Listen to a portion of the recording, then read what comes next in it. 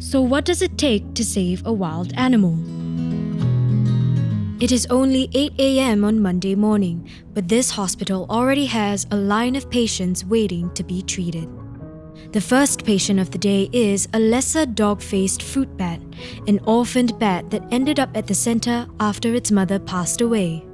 This is one of the many animals that pass through NParks Center for Wildlife Rehabilitation every day, a hospital of sorts for wildlife all over Singapore. Vets at the center treat injured wildlife such as mammals, reptiles, and birds. The goal is to rehabilitate them so they can be released back into the wild. Luckily for this bat, they just need to treat and remove some mites before it's ready for release. But this bat is just the first patient of the day. Our second patient is a reticulated python. Vets say it's healthy and fit for release, so the last step is to microchip it. Microchipping helps the center identify and track the animal after its release.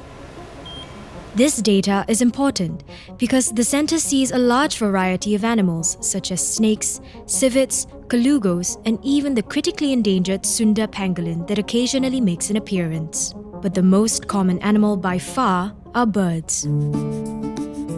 When this cinnamon bittern came to the center, it was barely able to stand. Without the ability to hunt for food, it would have almost certainly died without intervention. But why intervene in nature's course? The answer lies in balancing our ecosystem. As a city in nature, Singapore has the complex task and duty to ensure that our wildlife is protected amidst urban development. Our vets at NParks don't just save animals, they work to ensure nature has its place in our city in nature. However, balancing our ecosystem is a slow process.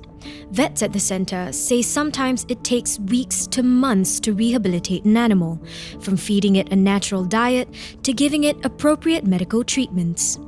After weeks of caring for this bittern, the bird finally had enough leg strength to stand and was able to fly.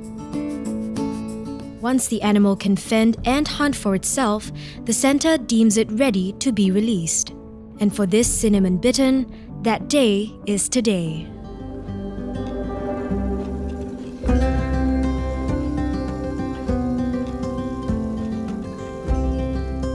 So what does it take to save an animal? Sometimes food, sometimes medical attention, but more often than not, it takes the dedication and patience of the vets at NParks.